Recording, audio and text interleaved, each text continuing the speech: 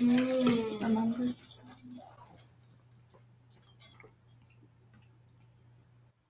So we got some fun ones, and then if I can just get more. Oh my gosh. Shakespeare. I'm sorry, hello? Why have I not stalked your mom's Instagram sooner? You haven't?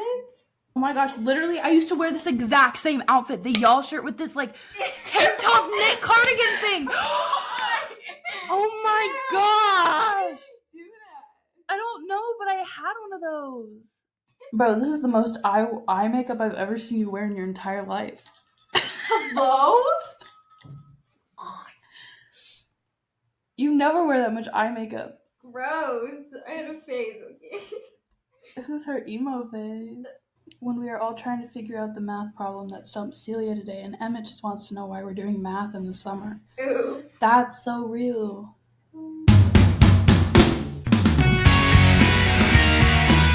Hey. What's up?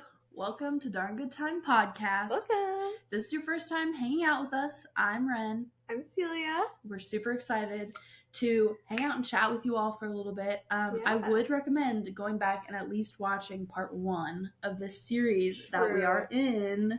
This is part 2. Yay. We're super excited to talk about all things Celia. Not all things. First of all, I feel like I should say that I have the flu. So if you hear me like sniffling, I'm sorry. Poor girl's sick. But we're here and we're happy to be here. Yeah. If you'll remember from last week's episode, we started out seeing some of my fun eras of my life. And so we're going to do the same with Celia. Yeah. And I'm going to react and we're going to show them to you all. And we're just laying it all out on the table at this point. These are less like eras, but more just funny pictures of me. Okay. Throughout my life, you know? Okay. So first one, I like my hair, you know? And so this was my first haircut, and I was not happy about it. Oh my gosh, that's so funny. Girl, she's mad. Yeah, that's I like was bawling. That's like you when you haven't eaten. Me? That's so true. So like on the daily, but it was a sad day. That is a sad day. I liked my hair. Yeah. That's so funny. Oh my gosh. The next one, honestly, don't remember much of the context of it, but I thought it was kind of funny. We were at some random park thing. Okay. And Emmett was sitting on top of this tree stump, but it was a rather large tree. And I wanted to move him. And so I'm just working with all my teeny tiny might to move that tree. I think that's amazing. Oh my gosh, your outfit is everything. Stop, that's so cute. Yeah, you're gonna move that tree, girl. Yeah. I feel like you're still like this. Like, you are still tiny but mighty. Oh, like, she would beat me in a fight. Easy. We got this. Easy. Well, maybe not easy. It would be easy. Depends on what we're fighting about. I would just, like, lay down, like, and play dead. This one is just, okay, you know Jungle Gyms? Yeah. The place, have you been there? Yeah. Okay. Well, Jungle Gyms is like this international grocery store in Cincinnati, and my parents are obsessed with it. What? Maybe I don't know what it is. I thought you were talking about a jungle gym, like at a park. No. It's a grocery store called Jungle Gyms. Okay. Like JIM. Okay. And it's just got all this fun, weird stuff. Cute. Anywho, they have giraffe, like, they have these big poles, like support poles in the building. Okay. And they painted them like giraffes. Cute. And so every time we went there, I would just find this same one, and I would hug it and take a picture with it. Stop. So why there's are you multiple so pictures, cute? but I only have one of those. That's so funny. Oh my gosh. My parents made me reenact it when I was like a teenager and I was not having it. That's so funny. Right next to the tortillas. That's so cute. Oh my gosh. Can we just talk about literally your outfits in all of these? Eat. I loved the dresses. I always had a dress on. And your glasses are... I love the scrunchie on your wrist too. The glasses phase. The scrunchie on your wrist, or I think that's a scrunchie. I don't know. But there was a scrunchie. It's there. It's there. Oh yeah. This next one, there's 2 pictures. Okay, you know how I like to have fun and climb on things. Okay. Like yesterday. I like to have fun, she says. Yes, literally yesterday we went hiking and I hung off of a log like a sloth. True. You know, and I also love the game of Ninja. So I feel like that's just the combination of those two things is these pictures. Oh no. Oh my God. Celia. I like to climb up the beams on her house.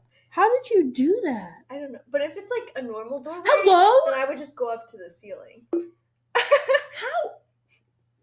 That's impressive. I was light enough to not like pull it off the wall. Because now I would like pull the frame. That's impressive.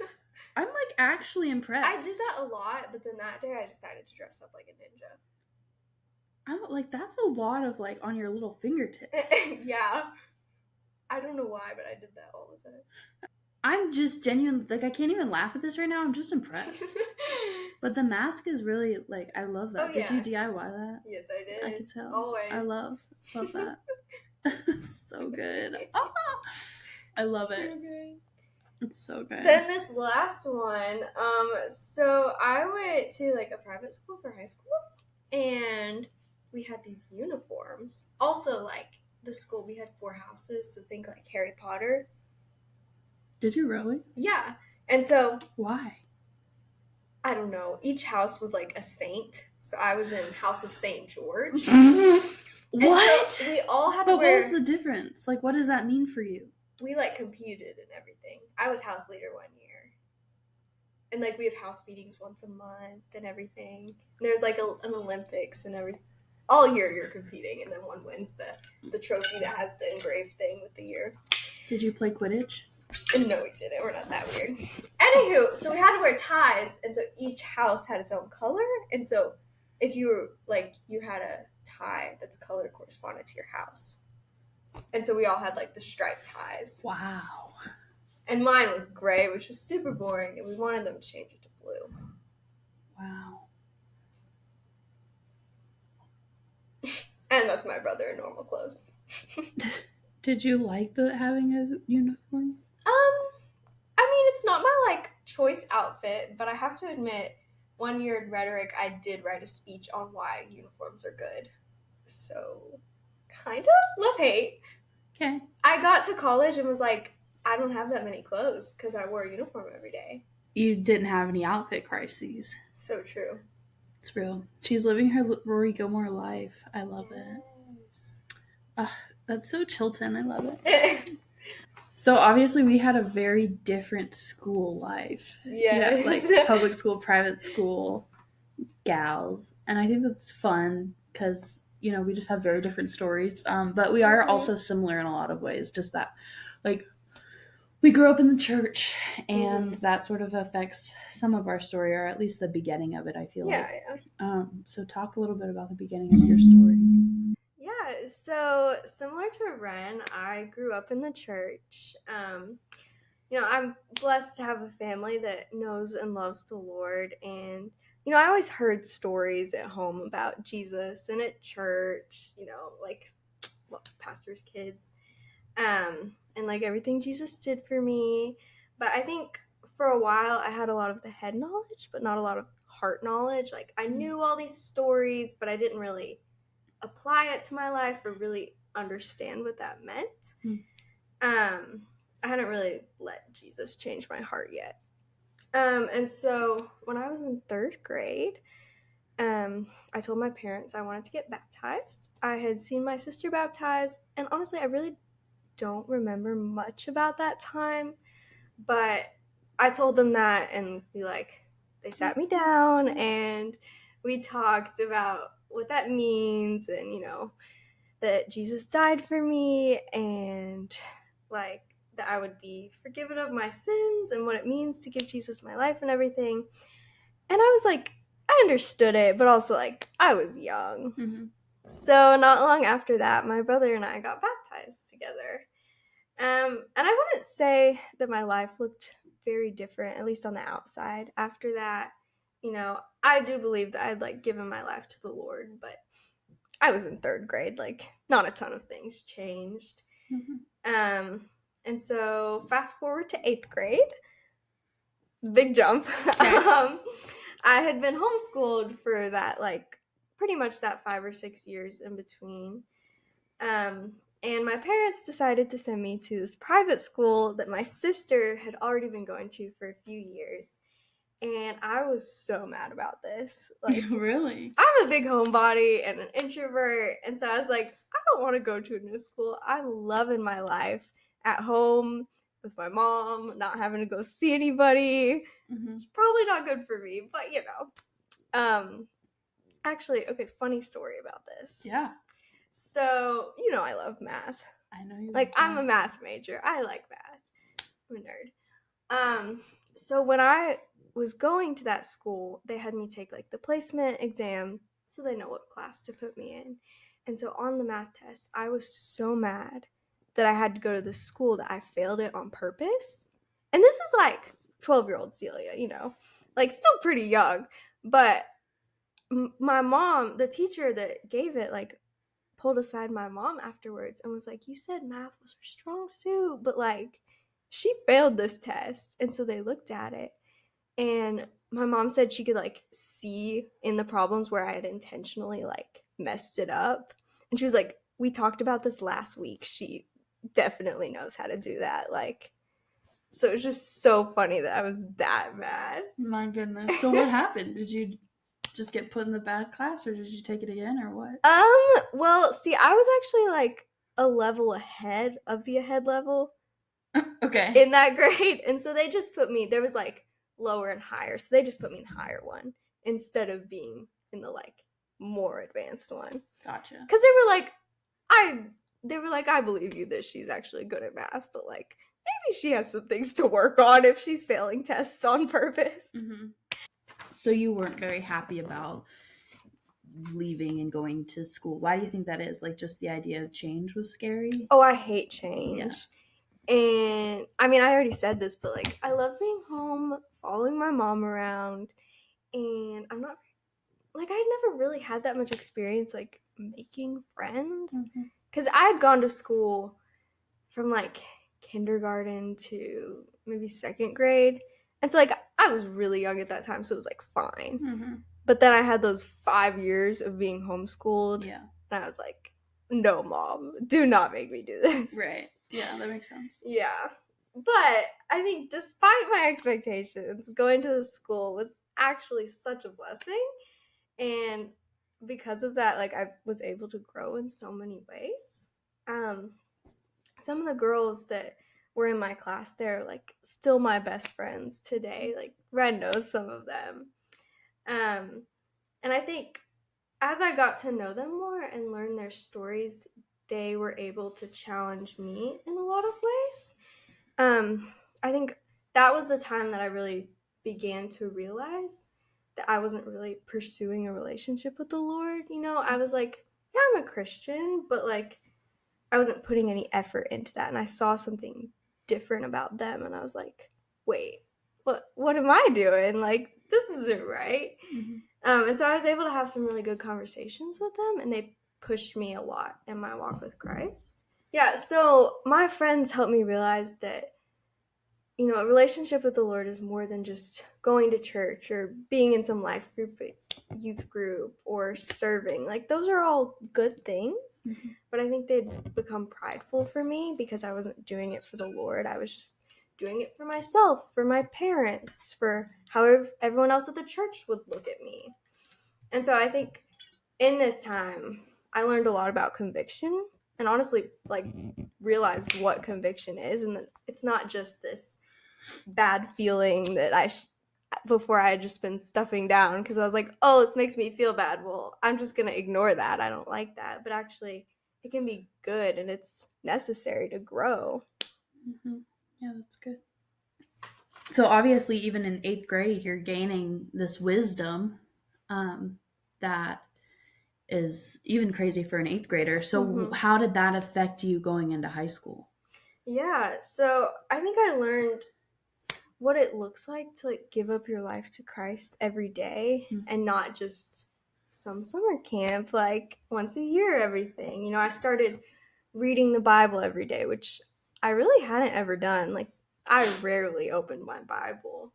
And I would have intentional conversations with these friends about my faith. And I know I talked about this before, but just learned like the value of an honest friend, you know, that I was able to have these friends who would call me out on things and push me and be like, well, does like point me to scripture and ask me questions.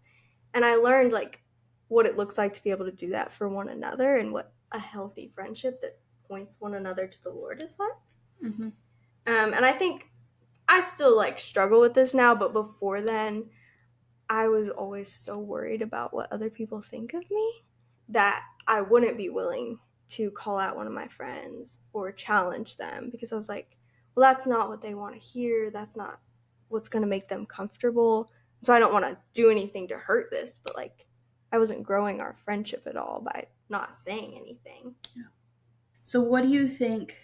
Obviously, you grew a lot and found this closeness with the Lord, which is really good. What is something that you think got in the way of that? Yeah, so I think honestly, as long as I can remember, I've always struggled with a lot of fear and anxiety. And even as a kid, like I can think back to times when I was home alone and my mom was like, I'm gonna go to the store. And I mean, I was old enough to be home alone, but then she would be gone like an hour or two, and that was longer than I expected. And so I was just like crying with like, you know, the home phone. Yeah, I would like get the home phone. I was like, who can I call? My mom is dead. Like, oh my goodness. Literally convinced that she was dead. Aww. But I would just like freak out about the littlest things, and I thought it was normal, so I wouldn't tell anyone about it. And then also once I got a little older, I did swim for a few years, and I pretty much hated it. Like at the beginning, I was like, okay, this is kind of fun, you know. And then once I got into it, you know, it was a little too late to back out, but I realized I hated it. And I think part of it, I don't really like sports. Yeah. I'm like, really, I just hate the competition. And honestly, I think a lot of it is just like being afraid of like losing or looking bad or not being able to do it. And so like I hated the meets, and I remember this one time we were at a swim meet, and I was like refused to get in the water, and we were like out of town on a swim meet, and I just refused. And so my parents were like, fine. And so we left, and we had a hotel and everything, and we like left early, like a day early or something. And so yeah. Wow. Girl, I didn't even know you did swim. Really? Can we talk about that? Like, you really just blocked that out from your life. I hated every moment. My parents were like, you can quit when you're 13. And a little before then, I was like, hated it so much that I think I got out of it early. I was just being so terrible about it. Like, sorry, Mom and Dad. It was a rough time. It's okay. Yeah. But after, I think that one swim meet, but like just the whole swim thing in general, my parents decided that I should go to counseling, which I also thought was a terrible idea. I hated it, and I was embarrassed. I remember I would like go to counseling at this school, and I knew some kids that went to that school, and I would literally like hide when they were walking by because I was so embarrassed of it. But like looking back, I realized like I feel like a lot of people have this fear or just don't like the idea of counseling or admitting that they need help. But like looking back, counseling is not something to be ashamed of, you know? I think that that's something that I struggled with a lot as a kid, even now, but like especially as a kid, was just asking for help, you know? And so I think that ties back to counseling. I did not want to admit that I had this problem that I needed help with. That I was like, no, I just don't want to swim, but I didn't want it to be connected to anything while I'm scared to go out and compete or anything. But I think that counseling was really helpful for me, even if I didn't realize it at the time. So when I was in high school, I still had a lot of fears, but they kind of shifted to different things. I would worry so much about what other people thought of me, even in my small school where I knew everyone, that I would like never speak in class, which seems like a small thing. I mean, a lot of kids don't do that, but like sometimes I would be sitting there and the teacher would ask a question and I would know the answer. And so I was like, oh, maybe I should answer this one. And then like my heart would start pounding and I would like physically shake. And I was just like, why am I this scared to even just like answer this question in class? And I mean, I think it was like that all throughout high school. But I was just always worried about the future or my family, like if something was going to happen or how other people thought of me, like literally anything. I was like paralyzed by this fear. And I think it kept me from doing a lot of things and a lot of ways that I could have grown. So up until last year, I didn't really think that there was anything that I could do about this fear. You know, I thought I was just like stuck this way. I'd never known anything different.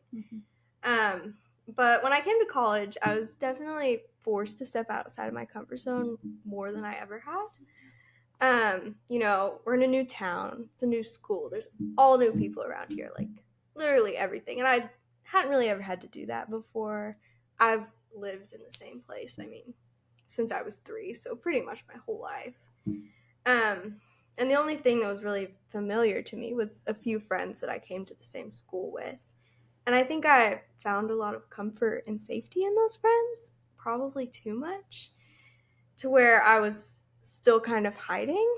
I think when I would like just meet other people, I was scared that they wouldn't like me for myself. And so I didn't let much of myself out. You know, I was still hiding a lot, even though I was like, well, I'm talking to these people. I'm kind of friends with a lot of people, but like I really wasn't doing as much as I could, and I didn't even realize it. Going into this place where you are feeling especially vulnerable and you're really having to work hard to push yourself outside of your comfort zone, how did that affect your personal relationship with God or your dependence on Him? Mm-hmm. I think I learned to lean on Him a lot more because, I mean, I have like faced things as a kid, but like this was very new to me and very outside of my comfort zone. So I think it really grew my reliance on Him. And I realized just how important it is to spend time like daily in the Word and in prayer with the Lord. I think a lot of times we forget like how that sets our mind and prepares us for the day and even just keeps us thinking about, okay, Lord, how can I focus on you today? So I think a lot of this idea of depending on the Lord and trusting in Him and being pushed outside of your comfort zone sort of came to fruition this summer. Mm-hmm. So talk a little bit about that. Yeah. So I had an internship this summer that was in Cincinnati, which is about an hour and a half from home. So like I was living there, not at home very much. And I think I was like scared for this, but also excited, you know? And so, first of all, I wasn't really planning on doing something like that this summer, you know. I I mean, like I said, I love being home and I've just been away at college like my whole first year. So that's the longest I've ever been away from my family. Um and so I was kind of just planning on coming back home, finding some job, you know, whatever.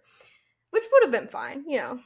But I got this opportunity to do this internship and it wasn't really exactly my plans, but I think the Lord just made it clear to me that that was something that I should do. So you are a really big planner. You like for things to go according to your plan that you have put in your beautiful planner. Yes, I love planning things and I like seeing everything mapped out just like I like it. But the Lord loves to surprise me with things I haven't planned for. And so a few weeks before I left for this internship, I went through a breakup, and that flipped all of my plans upside down. I told my mom, I was like, I don't want to go anymore. Like, I just want to stay home. It's comfortable here, and I don't want to go out and be by myself in Cincinnati all summer. But I think looking back, it was such good timing that I never could have planned for myself. You know, you never plan those things, but I was able to refocus more on the Lord in that time and let Him work in my heart in ways that I didn't even know I needed it. I grew so much in that time and had freedom that I didn't have before. You know, I did things at that internship that would have paralyzed me with fear in high school. You know, we already talked about what I was like, but so this summer, the place I was interning at was a ministry, and I was specifically with it's called Neighborhood Hub. But basically that meant their family ministry. We would go out and have like youth programs every night. Not every night, but like most nights of the week, you know. But also we would have these times where adults or parents in the community could come. And our job was just to form relationships with them. And I've talked about this, but like that's something that's hard for me, to just go out and talk to random people and get to know them. Like I never really had practice with that before. And so I think it was just so evident to me, but also like the people around me, that the Lord was working in me and doing things in my heart, because I've tried. I could not just go up and talk to random people on my own. But I think that's how I knew that it was the Lord, and that was part of His plan for me to go do that internship, even when I didn't plan for it or didn't feel like going. He still worked in me. And the Lord will work in you when you seek boldness and confidence from Him, not of your own strength, but of His strength. He'll carry you through that if you're seeking Him, and He'll give you freedom from those things like fear and anxiety that held you captive, like it did me. So if you could sort of wrap all of this up into one neat little package, what would you say? Yeah, I think there's a lot of people out there who probably feel like me, and I felt this way for a long time. But just because your story, you know, maybe doesn't have as many hardships, like as yours, for example, and yours is so powerful, and I love when you share your story. But not everyone's is like that, and that's okay. But that doesn't mean that it's not as big or as impactful. Because each story is powerful because Jesus is in it, and it's not anything that we do or looking at what I can say to make my story sound better or be more impactful. Like, Jesus has done a work in your heart, and that's something to celebrate, and that's something that is moving regardless.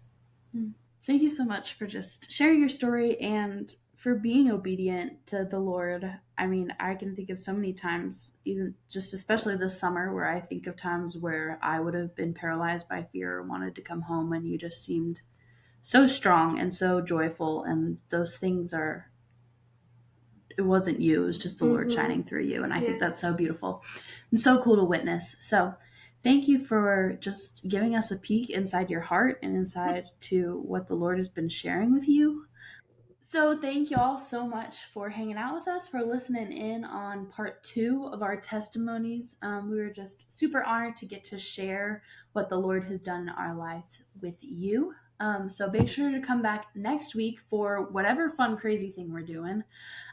You'll just have to wait and see. But until then, see you next Thursday. Bye, guys.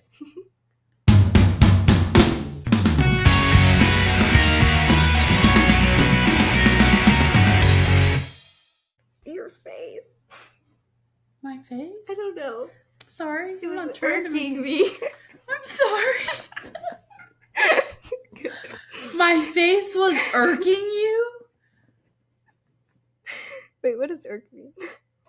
Like annoying you. Oh, no, it was just like messing with my brain. Oh. Rough today. Okay.